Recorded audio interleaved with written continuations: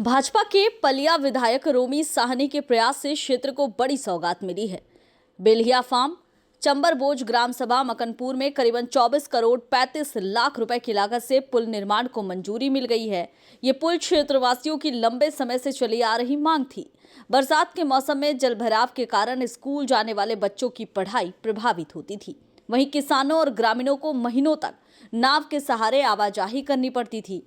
ग्रामीणों की समस्याओं को गंभीरता से लेते हुए विधायक रोमी साहनी ने मुख्यमंत्री योगी आदित्यनाथ से निवेदन किया और इसके बाद इस महत्वपूर्ण पुल को स्वीकृति मिली। पुल के निर्माण से अब न सिर्फ आवागमन सुगम होगा, बल्कि शिक्षा, कृषि और व्यापार को भी नई गति मिलेगी। इस ऐतिहासिक फैसले से क्षेत्रवासियों में खुशी की लहर है और ग्रामीणों ने विधायक रोमी साहनी के प्रति आभार व्यक्त किया है। जनपद कासगंज के सहावर तहसील क्षेत्र स्थित बधारी कला गांव में पिछले 11 तारीख से आयोजित बौद्ध कथा ने पूरे क्षेत्र में आध्यात्मिक और सामाजिक चेतना की नई अलख जगाई है। इस बौद्ध कथा में जनपद के कई कद्दावर नेताओं ने शिरकत कर कार्यक्रम की गरिमा को और भी बढ़ाया है। कार्यक्रम में पूर्व सांसद मुशीर अहमद खान की बेटी जाहिदा सुल्तान, भाजपा विधायक हरिओम वर्मा, भाजपा के पूर्व जिला अध्यक्ष केपीसी सोलंकी, सहावर ब्लॉक प्रमुख कृष्णा राजपूत, अमापुर चेयरमैन कमांडो चांद अली खान, जिला पंचायत सदस्य सोनूवाला सहित कई जनप्रतिनिधि और सामाजिक कार्यकर्ता मौजूद रहे। फिरोजाबाद से पधारी प्रसिद्ध बौद्ध कथावाचक पूजा गौतम की वाणी को सुनने के लिए आसपास के दर्जनों गांव से ग्रामीण रोजाना कथा स्थल पहुंचते रहे। लगभग 10 दिनों तक चली इस बौद्ध कथा में गौतम बुद्ध और भारत रत्न डॉक्टर भीमराव अंबेडकर के जीवन, संघर्ष और उनके संदेशों पर विस्तार से प्रकाश डाला गया। मेरा यही संदेश है कि मैं गांव-गांव जाकर के बाबा साहब की वाणी को, बाबा साहब की शिक्षा को पहुंचा सकूं, ताकि मेरा समाज सुधर जाए और सभी बच्चों को सभी माता-पिता पढ़ाएं लिखाएं और जो पाखंड बारे में ना फंसें और अपने महापुरुषों को जानें, अपने बाप से बाप कहें। यही मेरा उद्देश्य है और गांव-गांव जाकर के मैं बाबा साहब के बारे में बताती हूँ। इसीलिए जाती हूँ ताकि मेरा समाज जाग जाए, अभी सोया हुआ है। जनपद हापुड़ की तीर्थ नगरी ब्रजघाट में नेह नीड फाउंडेशन के द्वारा भव्य रूप से 5वां वार्षिकोत्सव महोत्सव मनाया गया। इस अवसर पर कार्यक्रम के मुख्य अतिथि के रूप में कल्की धाम पीठाधीश्वर आचार्य प्रमोद कृष्णम ने शिरकत की। कार्यक्रम में पहुंचने पर नेह नीड फाउंडेशन के पदाधिकारियों ने आचार्य प्रमोद कृष्णम को पटका पहनाकर मां गंगा की स्मृति चिन्ह भेंट कर सम्मानित किया। महोत्सव के दौरान नेह नीड फाउंडेशन में अध्ययनरत बालक और बालिकाओं ने महाभारत और रामायण पर आधारित सांस्कृतिक कार्यक्रम प्रस्तुत किए, जिन्हें देखकर कार्यक्रम में मौजूद दर्शक भाव विभोर हो उठे। बच्चों की प्रस्तुति ने भारतीय संस्कृति और सनातन परंपराओं का सुंदर संदेश दिया। कार्यक्रम में दूर दराज से बड़ी संख्या में श्रद्धालु और सामाजिक कार्यकर्ता पहुंचे। मंच से संबोधित करते हुए आचार्य प्रमोद कृष्णम ने लोगों को राष्ट्रभक्ति और देश प्रेम के प्रति जागरूक किया। मीडिया से बातचीत के दौरान आचार्य प्रमोद कृष्णम ने विपक्ष पर जमकर निशाना साधा। उन्होंने कहा कि एसआईआर का विरोध करने वाले भारत को बांग्लादेश बनाना चाहते हैं। उन्होंने ये भी कहा कि जब भी प्रधानमंत्री नरेंद्र मोदी राष्ट्र हित में कोई बड़ा फैसला लेते हैं, विपक्ष उसका विरोध करने लगता है। आचार्य प्रमोद कृष्णम ने राहुल गांधी और समाजवादी पार्टी प्रमुख अखिलेश यादव पर भी टिप्पणी करते हुए कहा कि राहुल गांधी के नेतृत्व में आने के बाद अखिलेश यादव ऊटपटांग बयान देने लगे हैं। वहीं पश्चिम बंगाल में बाबरी मस्जिद बनाने के बयान को लेकर आचार्य प्रमोद कृष्णम ने कड़ा ऐतराज जताया। भारत के भविष्य के निर्माण के लिए कुछ संस्थाएं काम कर रही हैं और निरंतर काम करती रहती हैं। जो संस्थाएं भारत के भविष्य को निर्मित करती हैं, उनमें से नेह नीड संस्था एक है। मैं नेह नीड के इस कार्यक्रम में आज आया और इनको पूरी शुभकामनाएं देता हूं और ऐसी ही संस्थाओं के मिलकर कार्य करने से भारत का नवनिर्माण होगा। जो प्रधानमंत्री नरेंद्र मोदी जी का विजन है, जो उनका दर्शन है कि भारत के भविष्य को बहुत सशक्त बनाना है, दूरदर्शी बनाना है, तो वही कार्य नेह नीड कर रहा है। विपक्ष भारत को बांग्लादेश बनाना चाहता है और ये भारत के लोकतंत्र का दुर्भाग्य है और भारत के यशस्वी प्रधानमंत्री आदरणीय नरेंद्र मोदी जी के द्वारा लिए गए फैसलों की आलोचना और उनका विरोध वो अकारण करते हैं।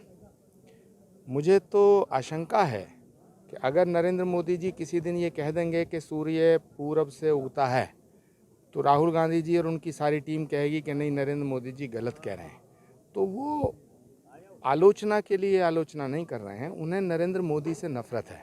तो नरेंद्र मोदी यदि राष्ट्र के हित में कोई फैसला लेते हैं तो उसका वो विरोध करते हैं, सड़क पे आकर के विरोध करते हैं, पार्लियामेंट में विरोध करते हैं, संसद को कबड्डी का मैदान बनाना चाहते हैं, इस देश को बांग्लादेश बनाना चाहते हैं। हिंदू संस्कृति में हमारे यहाँ स्पष्ट शब्दों में कहा है कि बालक बालिका जन्म से ही दैवीय शक्ति लेकर पैदा होता है। उसको सुप्त शक्ति के रूप में रहता है, उसको जगाने के लिए वातावरण चाहिए। उसके लिए वातावरण में मिले उनको सुप्त शक्ति जगाने के लिए तो परिवार की व्यवस्था, शिक्षण संस्थाओं की व्यवस्था और धार्मिक जगत की जितनी भी व्यवस्थाएं हैं उन सब के द्वारा वो जगाया जाता था। ऐसी स्थिति में आज ये नेह नीड़ का जो विषय है, यहाँ उन्होंने वातावरण दिया तो वही बालक जो बिल्कुल एकदम अशिक्षित भी और उनको किसी प्रकार का माने समझ भी नहीं और विभिन्न प्रकार के न पढ़ाई कर रहे न कुछ कर रहे, वही आज कितना अच्छा प्रदर्शन किए। इससे प्रमाणित होता है ना कि भाई सुप्त शक्ति हर एक में दैवी शक्ति है। उसको जगाने के लिए ऐसे वातावरण वाले स्थान संस्थान ये सब पुनर्जागृत होने चाहिए।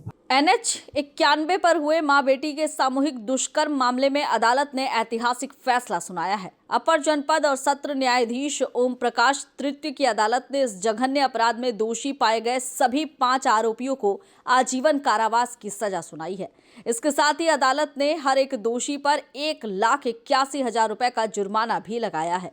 ये मामला 29 जुलाई साल 2016 का है, जब बदमाशों ने एक परिवार को बंधक बनाकर नाबालिग बेटी और उसकी मां के साथ सामूहिक दुष्कर्म की वारदात को अंजाम दिया था। यह अपराध परिवार के सामने ही किया गया, जिसने पूरे प्रदेश को झकझोर कर रख दिया था। करीबन 9 वर्षों की लंबी कानूनी प्रक्रिया के बाद अब पीड़ित परिवार को न्याय मिला है। इस मामले में कुल 11 लोगों को आरोपी बनाया गया था। मुख्य आरोपी सलीम बावरिया की पहले ही मौत हो चुकी है, जबकि 2 अन्य आरोपियों को STF ने मुठभेड़ के दौरान मार गिराया था। जांच के दौरान CBI ने 3 आरोपियों को निर्दोष मानते हुए उन्हें अलग कर दिया था। आज अदालत ने कन्नौज निवासी जुबैर, साजिद और फारुखाबाद के धर्मवीर, नरेश और सुनील को दोषी ठहराते हुए आजीवन कारावास की सजा सुनाई है। पांचों के पांचों आरोपियों को आजीवन कारावास की सजा सुनाई गई है और प्रत्येक अपराधी पर माननीय न्यायालय के द्वारा 1,81,000 रुपए प्रत्येक पर अर्थदंड आरोपित किया गया है, जिसमें से आधा जो अर्थदंड है वो माता को और पीड़िता को मिलेगा। वाराणसी से बड़ी खबर है, जहां मनरेगा कानून में प्रस्तावित बदलाव के खिलाफ मनरेगा श्रमिकों ने जोरदार धरना प्रदर्शन किया। राजा तालाब स्थित आरआरजी लाइंस ब्लॉक मुख्यालय पर मनरेगा मजदूर यूनियन के बैनर तले जनसभा और मार्च का आयोजन हुआ, जिसमें मजदूरों, किसानों और महिलाओं ने बड़ी संख्या में भाग लिया। प्रदर्शनकारियों ने केंद्र सरकार के द्वारा लाए जा रहे नए विधेयक का विरोध करते हुए राष्ट्रपति को संबंधित ज्ञापन खंड विकास अधिकारी के माध्यम से सौंपा। वक्ताओं ने कहा कि मनरेगा केवल एक योजना नहीं, बल्कि ग्रामीण गरीबों का संवैधानिक और कानूनी अधिकार है, जिसे कमजोर करने की कोशिश की जा रही है। उन्होंने आरोप लगाया कि नया विधेयक मनरेगा के अधिकार आधारित स्वरूप को खत्म कर इसे बजट और अधिसूचना पर निर्भर बनाना चाहता है। प्रदर्शनकारियों ने कहा कि कोविड-19 के दौरान मनरेगा ने लाखों परिवारों को भूख से बचाया था, लेकिन अब इसे कमजोर करना ग्रामीण भारत के लिए घातक साबित होगा। मजदूर संगठन ने साफ चेतावनी दी है कि अगर प्रस्तावित बदलाव वापस नहीं लिए गए तो आंदोलन को और तेज किया जाएगा। गाजियाबाद से बड़ी खबर है, जहां थाना लोनी पुलिस और ग्रामीण जोन की स्वाट टीम ने अवैध मादक पदार्थों के खिलाफ बड़ी कार्रवाई की है। संयुक्त ऑपरेशन के दौरान पुलिस ने गांजा तस्करी में लिप्त 2 अभियुक्तों को गिरफ्तार किया है। इनके कब्जे से 3 किलो 600 ग्राम अवैध गांजा बरामद हुआ है। पुलिस के अनुसार 22 दिसंबर 2025 को चेकिंग के दौरान मुखबिर की सूचना पर रेलवे स्टेशन के पास से दोनों आरोपियों को पकड़ा गया था। गिरफ्तार अभियुक्तों की पहचान सुहेल, जो कि लोनी, और जहांगीर बेग का निवासी बताया जा रहा है। पूछताछ में आरोपी ने स्वीकार किया कि वे बाहर से गांजा लाकर आसपास के इलाकों में पुड़िया बनाकर बेचते थे। इस मामले में थाना लोनी में NDPS एक्ट की धारा 8/20 के तहत मुकदमा दर्ज कर लिया गया है। पुलिस आरोपियों की आपराधिक इतिहास की जांच कर रही है। आगे की विधिक कार्रवाई जारी है। संभल से सनसनीखेज मामला सामने आया है, जहां प्रेम संबंधों में बाधा बने पति की हत्या का चौंकाने वाला खुलासा हुआ है। पुलिस जांच में सामने आया है कि पत्नी ने अपने प्रेमी के साथ मिलकर पति की हत्या की और बाद में खुद ही कोतवाली में पति की गुमशुदगी दर्ज करा दी। उधर पुलिस गुमशुदा व्यक्ति की तलाश में जुटी थी, तभी एक अज्ञात शव मिलने से मामला और भी रहस्यमय हो गया। पुलिस ने जब शव की पहचान और मामले की गहन जांच शुरू की तो सच्चाई सामने आ गई। जांच में खुलासा हुआ कि ये हत्या प्रेम संबंधों के चलते की गई थी। फिलहाल पुलिस ने आरोपियों को हिरासत में लेकर पूछताछ शुरू कर दी है और पूरे मामले की कानूनी कार्रवाई जारी है। जनपद संभल के थाना चंदौसी क्षेत्र में आज से करीबन 1 महीना पहले 18/11 तारीख को 18 नवंबर को रूबी नाम की एक महिला ने गुमशुदगी दर्ज कराई थी और उस महिला के द्वारा बताया गया कि उसके पति है वो कहीं गायब हो गए हैं। उसके कुछ दिन बाद में यहाँ एक नाले में एक डेड बॉडी मिली जिसमें उसके पाँव नहीं थे, हाथ नहीं थे, सिर नहीं था। इस तरह की अधकटी जो डेड बॉडी है उसको पुलिस ने शव को कब्जे में लिया, उसका पोस्टमार्टम कराया, उसका डीएनए भी प्रिजर्व कराया उसका और फॉरेंसिकली उस बॉडी को पूरा एग्जामिन किया गया था। उस बॉडी पे राहुल नाम लिखा था। पुलिस के द्वारा बाद में आसपास के जनपदों में, जनपद के विभिन्न थानों में राहुल नाम की जितने भी मिसिंग्स थी उन सबको स्टडी करवाया तो पता चला कि ये राहुल इसका मोबाइल भी उसी दिन से बंद था और गहनता से जांच करने पे पता चला कि राहुल की पत्नी जो रूबी है उसी ने ही राहुल की हत्या की थी और उसने अपने बॉयफ्रेंड जिसका नाम गौरव है उसके साथ मिलके जिनको उसने मृतक ने रंगे हाथों पकड़ लिया था अवैध संबंध बनाते हुए, उसके बाद में इन लोगों ने उसको अपने रास्ते से हटाने की ठानी थी। इन्होंने हथौड़े से और लोहे के अन्य औजारों से वार करके उस व्यक्ति को मारा था। उसके बाद में ग्लेंडर लाके उस व्यक्ति को धड़ वगैरह वो काटा था। हापुड़ के गढ़मुक्तेश्वर स्थित ब्रजघाट से एक हैरान करने वाला वीडियो सामने आया है, जिसने पुलिस प्रशासन की सुरक्षा व्यवस्था पर सवाल खड़े कर दिए हैं। वायरल वीडियो में एक विकलांग युवक गंगा नदी के बीच लहरों पर चलती नाव की छत पर चढ़कर खतरनाक स्टंट करते हुए पुशअप करता नजर आ रहा है। इतना ही नहीं, युवक वीडियो में अन्य विकलांग लोगों को 1,90,000 रुपए का खुला चैलेंज भी देता दिखाई दे रहा है। ये स्टंट न सिर्फ उसकी जान के लिए खतरनाक है, बल्कि नदी में मौजूद अन्य लोगों की सुरक्षा भी जोखिम में डालता है। वीडियो सोशल मीडिया पर वायरल होने के बाद पुलिस हरकत में आई। पुलिस ने नाव संचालक की पहचान शुरू कर दी है और स्टंट करने वाले युवक की भी तलाश की जा रही है। मामले में नियमों के उल्लंघन को लेकर जांच जारी है, कार्रवाई की तैयारी की जा रही है। संभल से सनसनीखेज खबर सामने आई है, जहां 4 दिन पहले मिले अज्ञात शव के मामले में बड़ा खुलासा हुआ है। पुलिस जांच में सामने आया है कि पत्नी ने अपने प्रेमी के साथ मिलकर पति की हत्या की साजिश रची थी। पुलिस को पहले बिना पहचान का शव मिला और इसकी शिनाख्त बाद में मृतक के हाथ पैर पर लिखे नाम राहुल से हुई। जांच के दौरान मृतक की बेटी के द्वारा बताई गई अहम जानकारियों से पूरा मामला उजागर हुआ। पुलिस को पता चला कि पति पत्नी के बीच लंबे समय से विवाद चल रहा था। 18 नवंबर को पत्नी ने चंदौसी कोतवाली में पति की गुमशुदगी भी दर्ज कराई थी। फिलहाल पुलिस ने पत्नी और उसके प्रेमी को हिरासत में लिया है। मामले की गहनता से जांच जारी है। चंदौली में मनबड़ बदमाशों ने एक किन्नर के घर में बम फेंककर बड़ा हमला किया। घटना रात के समय हुई, जब घर में 1.5 दर्जन किन्नर सो रहे थे, लेकिन बाल बच गए। धमाके की आवाज से पूरे इलाके में हड़कंप मच गया। पुलिस ने तुरंत फॉरेंसिक टीम और डॉग स्क्वाड के साथ घटनास्थल का निरीक्षण शुरू किया। प्रारंभिक जांच में ये घटना पुराने विवाद से जुड़ी बताई जा रही है। बलुआ थाना क्षेत्र के मोहरगंज एरिया में हुई इस वारदात के बाद पुलिस सभी एंगल से छानबीन कर रही है। सुरक्षा और जांच को लेकर इलाके में सतर्कता बढ़ा दी गई है। 12 साढ़े 12 बजे रात तक हम इसमें 3 लोग सोए थे, तो मैं ऊपर सोई थी। सोने के बाद इधर लगाए सब, पूरी ऐसी धमाका बोला, इतनी तेज पूरी आवाज आई, पूरी घर में एकदम धुआं हो गया। 3 लोग तो पूरे सारे लोग मेरे चेले 20 लोग रहते हैं इस घर में, 20-25 लोग, सारे लोग जाग के रोने लगे। तो ऊपर से आवाज आई तो हमको क्या मालूम, ते लोग जाकर जगाए, ऊपर आवाज आई तो हम जाने के गाड़ी का टायर पूरी फटा हुआ है। तो फिर आकर देख रही हूँ इधर, तो ऐसा पूरी हमला हुआ है। ये हम लोग को पूरी जानलेवा हमला किया गया है, पूरी बम फेंका गया है घर में। घटना की जांच के दौरान पाया गया कि कॉलर खुशबू के घर की बाहरी दीवार मौके पर क्षतिग्रस्त पाई गई।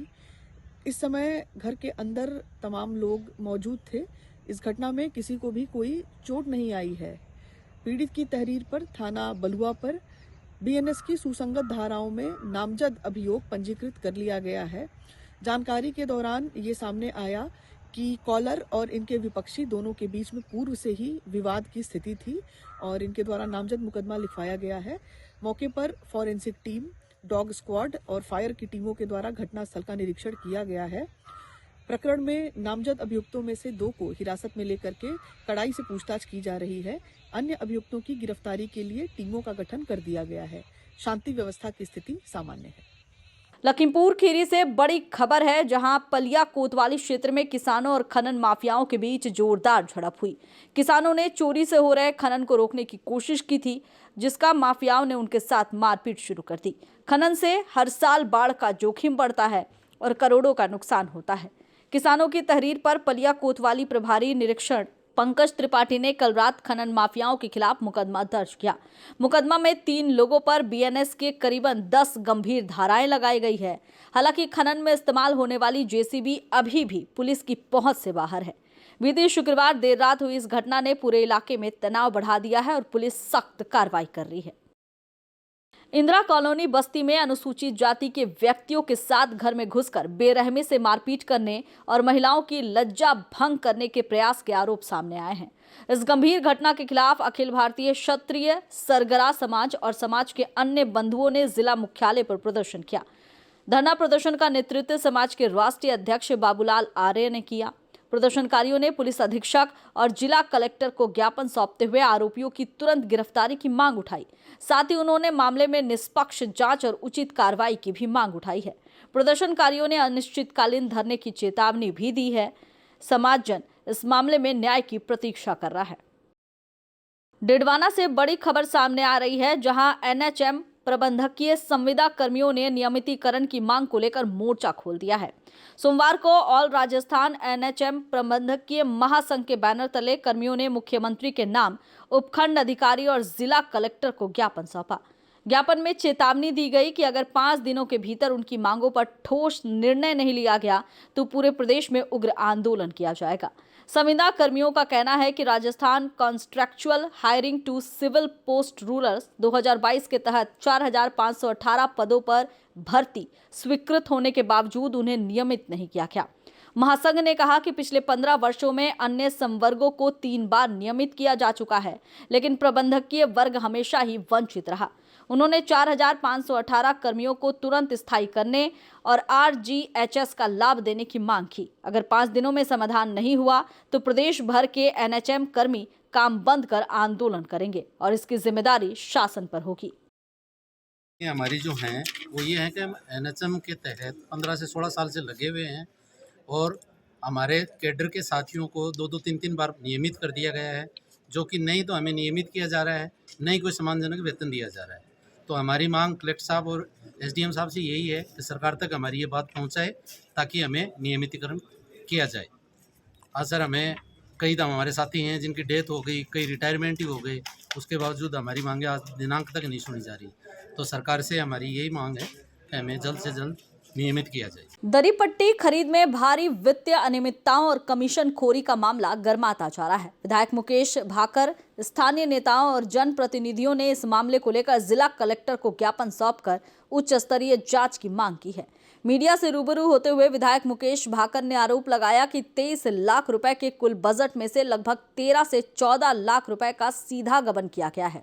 उन्होंने बताया कि सरकारी नियमों को ताक पर रखकर दरी पट्टियों की खरीद स्थानीय भंडारों के बजाय जयपुर की एक निजी फार्म से की गई है। मामले में सबसे चौंकाने वाला खुलासा ये किया गया कि एक स्टिंग ऑपरेशन मामले सामने आया है और इसके बाद अधिकारियों के द्वारा पंचायत समिति के सरपंचों पर दबाव बनाया जा रहा है। आरोप है कि सरपंचों से 60-60 हजार रुपए के फर्जी बिल मांगे जा रहे हैं ताकि इस पूरी खरीद को विकेंद्रीकृत दिखाया जा सके और भ्रष्टाचार पर पर्दा डाला जा सके। विधायक ने सीधे तौर पर पंचायती राज्य मंत्री के भाई के फार्म का नाम लेते हुए कहा कि सत्ता के रसूख के चलते नियमों की अनदेखी की गई है। देखिए, लाडनू पंचायत समिति में जो विकास अधिकारी है उसके द्वारा 23 लाख रुपए की दरी पट्टी की खरीद का मामला संज्ञान में आया है और पहले उसका टेंडर किया गया। उसका नियम यह है कि जो आपका नजदीकी खाद्य भंडार होगा वहां से आपकी खरीद होनी चाहिए। जबकि उस टेंडर में जयपुर के खादी भंडार से वो खरीद की गई है। और अब चूंकि जब जो भास्कर का स्टिंग हुआ उसमें जिस तरीके से ये दरी पट्टी का भ्रष्टाचार खुला, उसके बाद विकास अधिकारी आनन फानन में अब सरपंचों पे ये दबाव बना रही है कि तुम 60-60 हजार रुपए का बिल दो ताकि उसको ये छिपाया जा सके। हमने पंचायती राज मंत्री इसके हैं उससे उनसे भी बात करी है और ये भ्रम यहाँ भय फैलाया जा रहा है कि ये जो फर्म जहाँ से खरीद हुई है वो पंचायती राज मंत्री है, उनके भाई की फर्म है। तो उसको लेकर हमने वहाँ भी जांच के लिए बोला और आज जिला कलेक्टर डीडवाना को भी हमने बोला है कि इसकी निष्पक्ष जांच हो। मुझे लगता है कि जो 23 लाख की दरी पट्टी खरीद करी है उसमें 14-15 लाख रुपए का खुला भ्रष्टाचार गबन विकास अधिकारी द्वारा किया गया है। श्रीगंगानगर कांग्रेस पार्टी ने आरोप लगाया है कि मौजूदा केंद्र और राजस्थान सरकार मिलकर पर्यावरण के खिलाफ काम कर रही है। अरावली हिल्स के द्वारा राजस्थान में पूर्व की सरकारों के द्वारा पर्यावरण को बचाने के लिए कार्य किए गए। अरावली पर इतने पेड़ पौधे और जीव जंतु का विकास किया गया जिससे आज राजस्थान में पहले के द्वारा बारिश और जल की समस्या कम हुई है। अब इसके खिलाफ कार्य करते हुए सरकार के द्वारा 100 मीटर से नीचे की पहाड़ी को अरावली का दर्जा हटाने की बात की जा रही है और इससे राजस्थान के जीव जंतु और पर्यावरण को हानि पहुंचेगी और ग्लोबल वार्मिंग का प्रभाव भी अधिक हो जाएगा। इस आदेश से पर्यावरण पर हर तरीके से प्रदूषण का स्तर भी बढ़ेगा। इसके अलावा सरकार के द्वारा एक तरफ तो पेड़ मां के नाम का नारा दिया जाता है, दूसरी तरफ अरावली पर मौजूद पेड़ों का कार्य खनन के माध्यम से सोलर प्लांट के नाम से काटे जाएंगे। सरकार के द्वारा वायु प्रदूषण पर किसी भी प्रकार का कोई काम नहीं किया जा रहा है और इसे अनदेखा किया जा रहा है, जिसे किसी भी सूरत पर कांग्रेस पार्टी बर्दाश्त नहीं करेगी। कलेक्टर महोदय को ज्ञापन दिए है राष्ट्रपति जी के नाम। जैसा कि आप जानते हैं कि अरावली का मुद्दा जो नेशनल लेवल पे चल रहा है, अरावली लाखों वर्षों से है। अगर अरावली को खनन माफिया को दे दिया गया तो समझो हम लोग पर्यावरण के साथ बहुत बड़ा धोखा करेंगे। कितने वहाँ पेड़ है, पक्षी रहते हैं, वहाँ जीव जंतु रहते हैं। उसके अलावा भी ये अरावली जो है ये हमारी रक्षा करती है, पानी देती भी है, पानी को रोकती भी है, गर्म हवाओं को रोकती भी है, रेत को रोकती भी है। आज ये शान है हमारे देश की। हम आज माननीय राष्ट्रपति महोदय से निवेदन करने के लिए आए हैं कि इसके लिए सरकार अपना पक्ष रखे और विपक्ष देश के पक्ष में रखे, खनन माफियों को दबाव में किसी तरह से नहीं आए।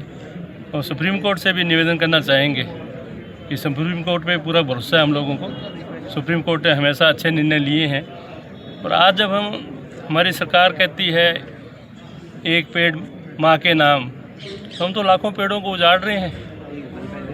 और अगर खनन की ये स्थिति रही तो देश के सामने बहुत बड़ी समस्या आ जाएगी। बांसवाड़ा में बड़ी संख्या में पर्यावरण प्रेमी युवा और सामाजिक संगठन से जुड़े लोग इकट्ठे हुए। प्रदर्शनकारियों ने जिला कलेक्टर कार्यालय पहुंचकर राष्ट्रपति के नाम ज्ञापन सौंपा। इस दौरान लोगों ने सुप्रीम कोर्ट के फैसले पर गहरी नाराजगी जताई। इस फैसले पर तुरंत रोक लगाने की मांग उठाई गई। प्रदर्शनकारियों का कहना है कि अगर इस फैसले को वापस नहीं लिया गया तो आने वाले दिनों में आंदोलन और भी तेज किया जाएगा। युवाओं ने चेतावनी दी कि अरावली को बचाने के लिए हर स्तर पर विरोध प्रदर्शन किया जाएगा।